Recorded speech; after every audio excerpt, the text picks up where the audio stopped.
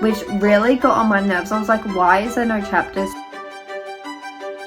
My brain capacity is like kapoof, and I'm like, I just can't.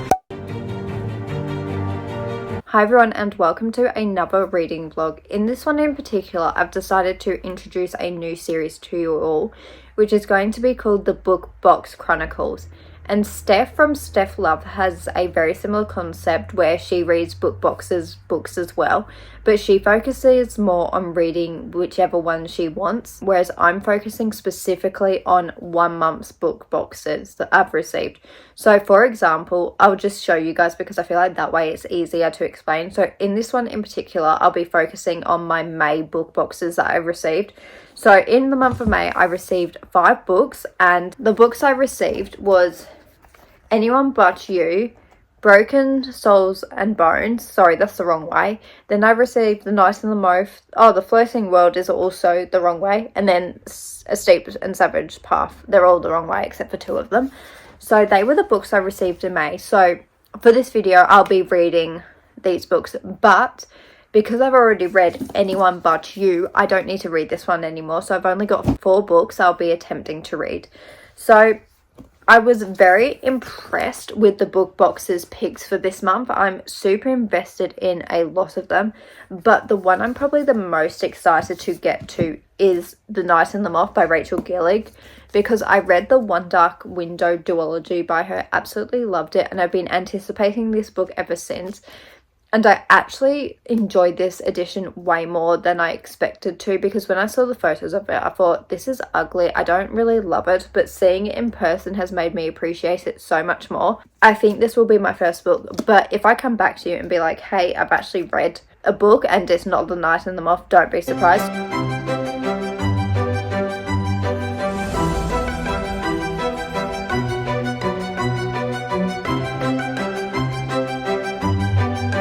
There's been a bit of a change of plans because, like I said in my first update, the book I wanted to start off this reading vlog with was Night and the Moth by Rachel Gillig. However, I ended up picking up, let me grab it, A Steep and Savage Song. Oh, no, it's not song. A Steep and Savage Path by J.J.A. Harwood. And the reason I chose to pick this book up instead of Night and the Moth is because I was already partway through it. So I was like, why am I starting off a new book where I might as well finish a book that I'm already reading and I'm partway through? Because I started reading this book like a week or 2, maybe 3 weeks before I started doing this reading vlog. So I was like, I might as well just get it over and done with and actually finish it. So in this novel, we're following a character whose sister is still in the land of the living, but her soul has disappeared to the underworld, which as a result, the main character decides, you know what, I'm going to rescue my sister, but for her to do that, she needs to marry a vampire, so she's able to get her way to the underworld. And she does not want to do this, but she needs to save her sister. So it's really just about these 2 characters going on this journey to find her sister in the underworld. But part of the bargain of her being the vampire's bride is that whenever he wants, he can feed from her. So these 2 at the beginning of this book do not get along whatsoever. They hate each other. They just don't want to be near each other, and they fight all of the time. But as they go on this journey in the underworld, they learn to get along. And then obviously this is a romance novel, so they fall in love along the way. And overall, I think I'm going to rate this book a 3 out of 5 stars. Because this was not a bad book and it was a good book, but it's not something I'm going to think about. It's not a new favourite. It was just very good, and that's why it's got a 3-star, because a 3-star for me is very much just a good book. But there was one element of this book that I really just could not handle, and that was the fact that there was no chapters in this. So all we literally got was parts. So I'll show you where it takes you to get to the second part. Let me find it. Yeah, so this is part 2. So that is the first like kind of chapter break. And then part 3 was even further along. Like, it was actually ridiculous. This was part 3, and there was not a single chapter between them pages whatsoever, which really got on my nerves. I was like, why is there no chapters? So that kind of bothered me when I was reading it. But I just, as I said, had a good time with it. I like getting to know these characters. There was nothing special about them. They were cute together, But if you don't like the main characters in this book, you're not going to enjoy this story. And the reason for this is because you're literally just following these two characters, because we've got side characters and they're mainly there just for like a couple pages, maybe 10 max. The side characters really don't play a huge role in this book, so you really need to like the main characters, otherwise you will probably struggle to read this book. And I did have a good time with it, but there was just something that was lacking for me to grip onto this story and be so invested and like be desperate to pick this book up, whereas I just wasn't desperate to read it. Like, it was a fun book, but I'm not desperate to get to it.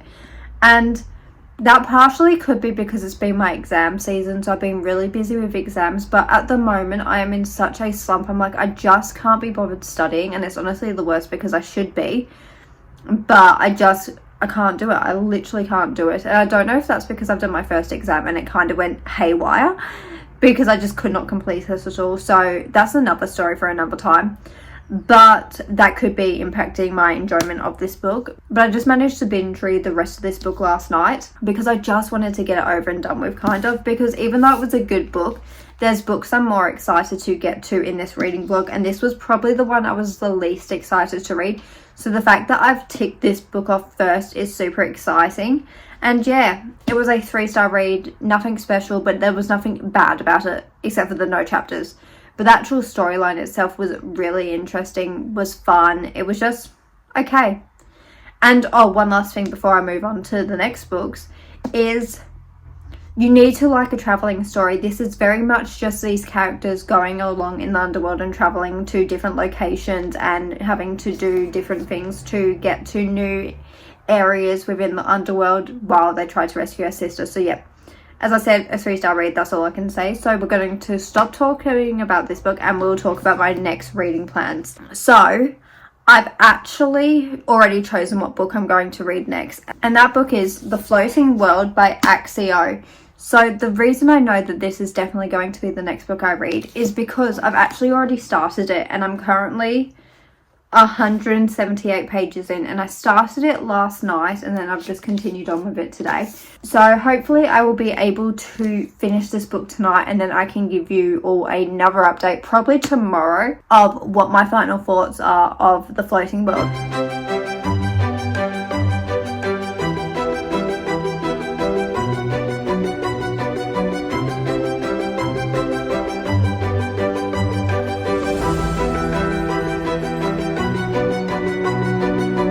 Okay, so I finished reading The Floating World by Axio yesterday.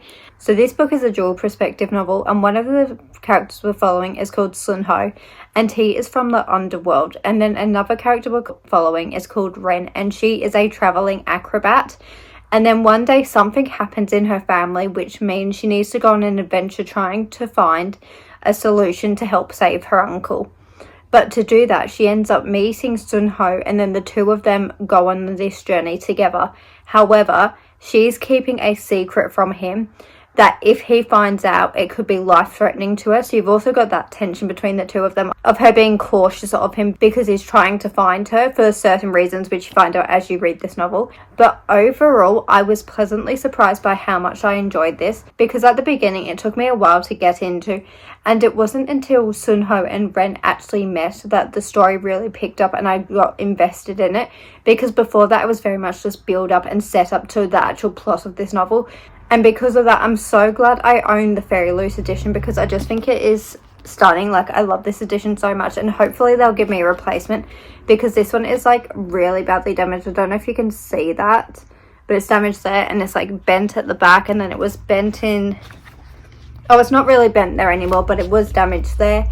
So it was just damaged. So I'm really hoping that they give me a replacement, because I really enjoyed this book. I enjoyed it a lot more than I was expecting, because I read The Girl Who Fell Beneath the Sea, also by Axio, and I enjoyed that, but it was the storyline didn't really gel with me. However, this storyline was so much more interesting. I also liked the characters of this book a whole lot more. I found the two of them together were really cute, and I liked the way their relationship developed and how they slowly learned to trust each other. Like, that was really fun, and I loved that. And just artwork. Sorry, I saw it again and I'm like, I am obsessed. So it was a very good book. I love the sprayed edges. but the ending of this book made me so excited for the sequel, and luckily the wait for the second book isn't that long. I think it comes out at the end of the year, but I feel like there's not much I can actually say about this book because it was just a good novel. But if I go into more in-depth thoughts, it will probably give you lots of spoilers.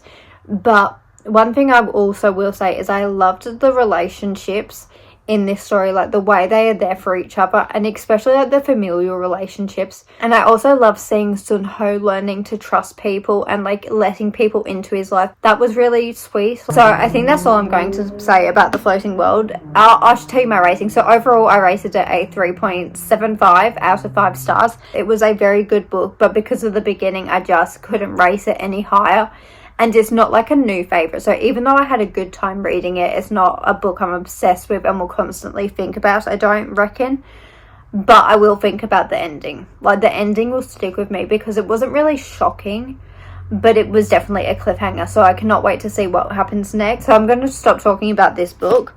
So what I ended up doing was this morning I started reading Broken Souls and Bones by L.J. Andrews. I love how I'm literally reading every single book except for The Night and the Moth. So I managed to get up to chapter 10 this morning, which is page 77. And I have been so hyped for this book. But what happened was, when I saw this book in Fairy Loose, I thought it was a book by Iona Andrews instead. So I was so hyped thinking it was by Iona Andrews because I've never read one of that author's books before. So I was like, I wanted to read Iona Andrews so badly. So what happened was I got confused. I was like, oh, L.J. Andrews, that's Iona Andrews. And it was like, no. And it honestly took me like a month or two to figure that out. So I got the authors mixed up, but I was still excited for this book. But when I found out it was by L.J. Andrews, I wasn't as excited because I started reading a book by this author before previously. And I really struggled with it and I just put it down and I was like, I'll come back to this at a later date. And I think it was the first book, not in the Ever King series, but it was a 7-book series and I don't remember what that's called. So I DNF'd that book. It was a soft DNF, but I haven't picked it up since. So I didn't really have high hopes, but I was still very excited for this book because we're following Vikings and I love Viking stories. They are some of my favourite ever. I love The Summer Siege. I don't remember what that series is called, but that followed Vikings. And then I also loved Road of Bones, which is another Viking inspired story. So I was expecting to enjoy this book because I love Vikings.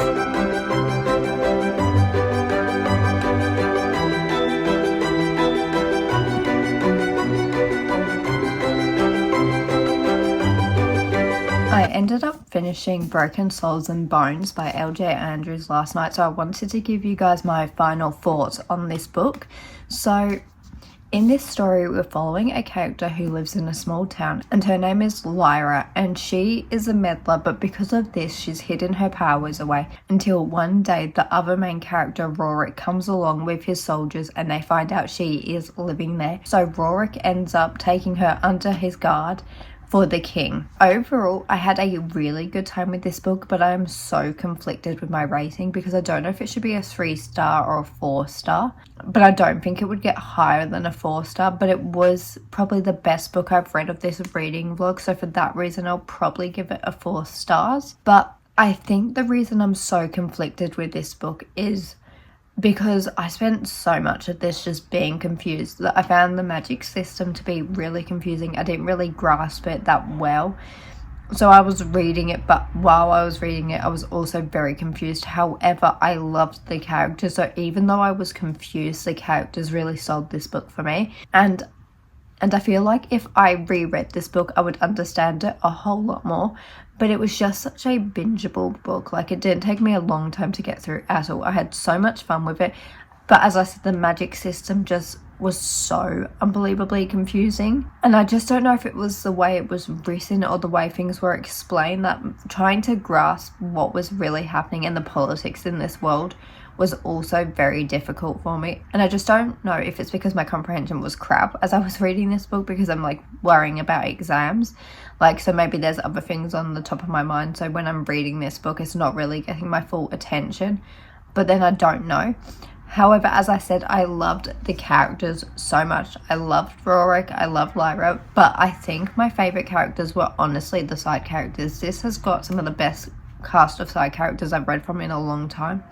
I really enjoyed them, but I think my favourite character of this whole book was called Prince Thrain. I just loved him so much. I loved the relationship he developed with Lyra, but I especially loved his relationship with Rorik, because he saved Rorik's life, so he feels like he's got a duty to Prince Thrain, which I really enjoyed because their relationship was very much like brothers, and I just love that dynamic between the two of them, and the way he would always tease Rorik, because Rorik is a very stoic character and is very grumpy, which I always love, and the prince was like so happy-go-lucky, and I just loved him so much. And another element of this book I really enjoyed is that we got some very good disability representation in it, in my opinion, because Rorik is mute, so obviously he doesn't speak, which I feel like I don't read much of in romantasy, so seeing that representation I really enjoyed. And then I also really loved how Lyra quickly picked up on the sign language that Rorik was using, so them two could communicate. So I really enjoyed that aspect of their relationship and how she wanted to communicate with him, and how she slowly learned to trust him the more time she spent with him. And obviously he is the one who captured her, so there's that tension between the two of them of where she wants to hate him, but the more time she spends with him she realizes actually this guy's not so bad, which I really loved. Yeah, I think that's all. It was a very good book. I cannot wait for the sequel because it did end on a cliffhanger, but I don't think it was as much of a cliffhanger as The Floating World for me. So even though I'm excited to read the second book, I'm not desperate for it. Like, I don't need it in my hands ASAP, but I do want to be able to read it quickly. So I'm super excited for the second book whenever that comes out. And I'm actually so glad I managed to finish this book for this reading vlog, because I feel like if I'm not doing this reading challenge, it's going to take me forever to get to these books. But because of this, I actually, even though I enjoyed this book, I don't know if I want to keep this edition, because purple was one of my least favorite colors, and this is just very much a purple book. There's like everything about it is purple. So yeah, a very good book, a 4 out of 5 stars, probably the best one I've read this whole reading vlog. So now it is finally time that I'll be reading The Night and the Moth by Rachel Gillig.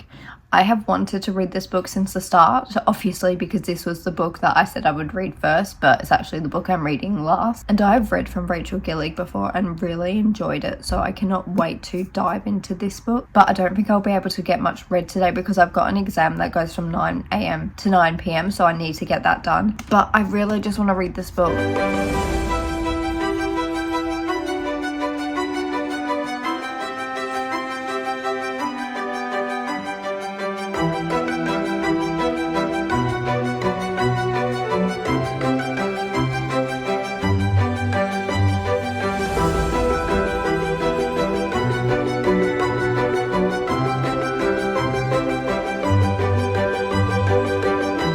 Finished reading The Night and the Moth by Rachel Gillig a few minutes ago, and this is set in a world where there are diviners who live in a cathedral, and it is their role to be drowned so they are able to receive dreams from the omens. And our main character, Sybil, is one of these diviners, and diviners are extremely revered in this world. However, one day the king ends up coming to this cathedral because he wants the diviners to see what his omens are going to be, and that is where Roderick comes in. He is one of the knights to the king, and he absolutely hates diviners. So when he meets Sybil, they do not get along to begin with. They hate each other. However, they are forced to work together when the other diviners go missing. And that's from the basic premise of this book. So I'm really struggling with this update at the moment because I feel like I'm coming down with a cold and my throat is absolutely killing me. Like, it's so painful at the moment, but I want to do this update. And it also sucks because I've got an exam on Friday, but I feel like I'm going to have to defer it. But that's not important. We're trying to get my thoughts about The Night and the Moth. So overall, this was a very enjoyable read. It feels like a 4 out of 5 star read for me. I loved it so much. At the beginning, it felt like a 5 out of 5 stars, but then as I kept reading it and I had more time to contemplate, I was like, nah, this actually feels more like a 4 star. And I think that's because I've read from Rachel Gillig before. I kept comparing this book to One Dark Window because I love One Dark Window so much. So I just had so many high expectations going into this book, and it it lived up to them, don't get me wrong, but I don't think I enjoyed the magic system or the characters anywhere near as much as I did in One Dark Window. Like, there was just something about One Dark Window and their characters and the storyline that I was really endeared by, whereas this I was like having a good time with, but it didn't have the same level of emotional impact on me, and I didn't believe in the romance anywhere near as much as I did in One Dark Window. And I'm such a romance heavy reader, so like I need to care about the romance a lot, and I just didn't. And I didn't love the character dynamics as much in this book as I did in One Dark Window. And as I was saying, I did really enjoy this story and I enjoyed the plot of it, but I just don't feel like I loved it as much as I was wanting to. And I did really enjoy the ending, because as I was reading this book, I was like, I have no clue how it's going to be a duology. But then when I got to the end, I was like, oh, I see her vision. I see what the author was trying to do. I get it. And it was actually, the way it ended, I was not expecting it at all. It kind of felt like it came out of left field. It was very shocking to me, like it just didn't cross my mind whatsoever. And my favourite character in this whole book was a gargoyle. I loved him so much. He was just such a fun character to read about. He's just one of my favourite characters I've read about in a long time. So I had a really good time reading this book, and because I'm feeling so sick at the moment, I just feel like I'm going to stop talking about this book here, which is a bit upsetting, because I feel like I haven't really been able to get my thoughts across in a way that I wanted to, but my brain capacity is like kaploof, and I'm like, I just can't. And one last thing I've just realised I forgot to say about The Night in the Moth is, with the Fairy Loose edition, I saw this artwork and I didn't really understand the vision. However, once you read it, this all makes sense. Like, I completely understand why the artist did this now. And then same with this, like, I really understand the vision and like what these things in the background symbolize. So I really love this edition, and this also means I can now wrap up this reading vlog, because I have managed to read all of my May subscription books, which I'm so happy about. So these are the 4 books I've read. So I started off with A Steep and Savage Path, then I moved into The Floating World, then I picked up Broken Souls and Bones, and then I picked up The Night of the Moth. So let's see if I can remember what I rated these. This book, A Steep and Savage Path, got a 3 out of 5 stars. I think it is my least favourite book I've read in this video. Then The Floating World by Axiom. And now I've had time to think about this book. I think it is a 3.5 out of 5 stars. It was very good. I cannot wait for the sequel, but it's nowhere near a new favourite. But it was still a fantastic read, and I just cannot wait to continue on with this duology, because I feel like this is my favourite ending out of all of the books in this reading vlog. Then we've got Broken Souls and Bones by LJ Andrews. I think this actually, I don't remember what I rated it, but I think this needs to get a 4.25 out of 5 stars, because I'm still thinking about these characters, I'm still thinking about this world, and I think this is my favourite book that I picked up for this reading vlog. I absolutely adored it. I just had a fantastic time with this book. It was just a brilliant read. And as I've already spoken about in this clip, was The Night and the Moth. This got a 4 out of 5 stars. This is my second favourite book with the reading vlog. So I feel like the book boxes did a very good job with choosing their picks for me. Like, there was nothing that got below a 3-star for me, which is extremely good. And I just realised I didn't really include Any Trope But You because I didn't read it in this reading vlog, but let me redo my stack of favourites.